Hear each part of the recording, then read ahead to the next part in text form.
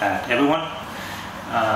Festival scope, in part, is directed at professionals. Claire is directed at other businesses at festivals. So that's one thing that we should keep in mind. I would like to start with an easy question, because where's the future of cinema? I don't know if you can answer that. I saw the competition film A Family Tour two days ago, and I saw that it took place. It takes place in part at the film festival, and I was reminded of images we have in our heads, mental images. When it comes to cinema, we know what the cinema looks like. When it comes to film festivals, we also know what a film festival looks like, or we may be thinking about atmosphere of people we know. Do we have any mental images when it comes to streaming?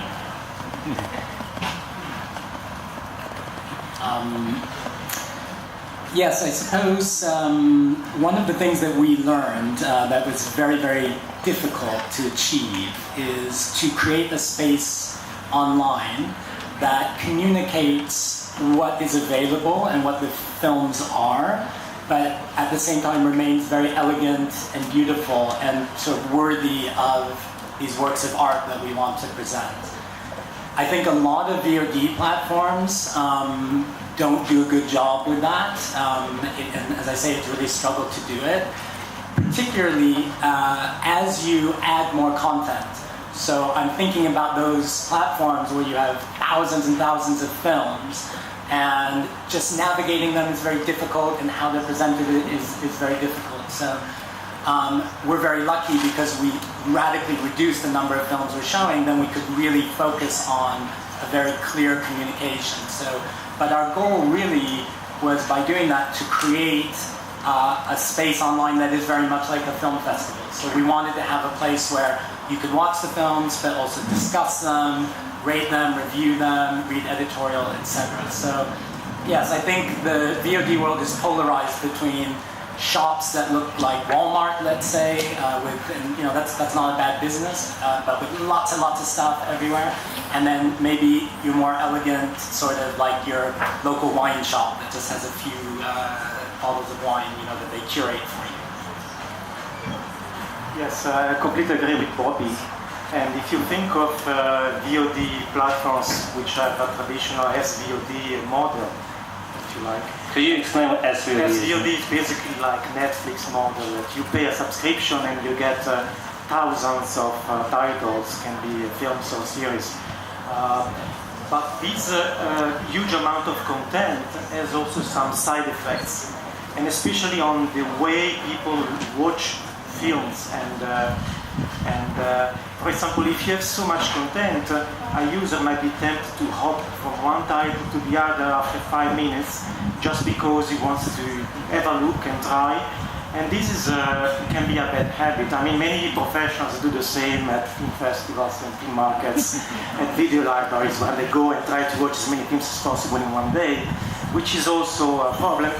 But I think it's also important to consider another aspect, which is the attention span of the audience, because on streaming platforms, I mean, most people watch films from home, and everybody knows that the attention span is not the same as in a cinema theater. So it's a real challenge for streaming platforms to create the right environment, and I think it also depends on the viewer side.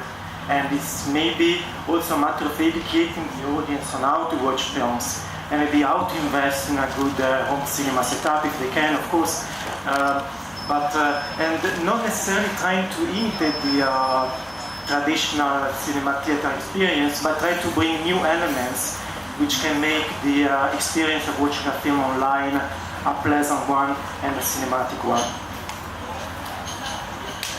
Yeah, unlike what Bobby just said, and it's great, the movie is like a festival side, like it's got this festival vibe, and we had, when we were building the platform, it was challenging for us.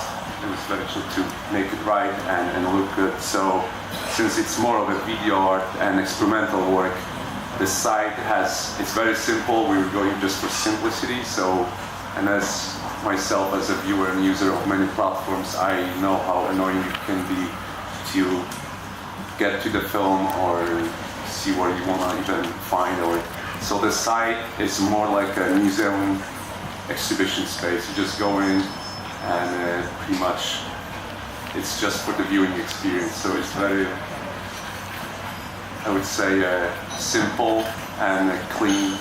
And but that's an important factor. Yeah, definitely. Okay, Bobby just said that movies like Film Festival online. Prior to coming to Locarno, I saw that the show we called Our Film that was premiered here. An old TV movie was available on movie. Premiered here last year. So before I came into Locarno, I was pondering the idea of watching a movie, and then I didn't do it because of context. I think I couldn't bring myself to watch it without having the festival atmosphere around. This is a fundamental point, look, we believe that the VOD experience needs to live and can live harmoniously with the festival experience and, for that matter, the theatrical cinema experience. What has happened, of course, is because of the fact of digitization, the audience started to move away and further away from the art house cinema and from the specialty cinema. So really, for all of these platforms, all of us, it's been a process of trying to catch up to where the audience is. And what digitization does is it makes films more widely available. But of course, the right context to see these films is on the big screen or at the festival. But not everyone can get to Locarno, of course. And not everyone can get to their local art house. They might not even have a specialty cinema anymore. And basically what we're trying to do is make this cinema more widely available and connect with the wider audience, but while also honoring the temple that is the festival and the cinema itself, which is where these films need to coexist. Anyone want to add something? Yes. Yeah, I think there are 3 or 4 ways you have online to make you watch that film. First, you have to select. You have to select rigorously. You could put anything online today, and a lot of people do that. It was mentioned before. But when you have selected the films you think they're worthwhile seeing, you also have to bring them to the audience. And then you have to structure the information. And film is a visual medium. A lot of thought, a lot of professional knowledge goes in creating those images. They need the big screen, actually. This screen is ridiculous. And so I have to add, it's so easy to transfer that on a big screen, but the knowledge is not really out yet. But then you have to reflect this aesthetic experience. So you have to be very generous on your page and show those images which are unique for films. And you have to structure huge amounts of information. This is the challenge. And to make a final point, you have to facilitate the access to the films.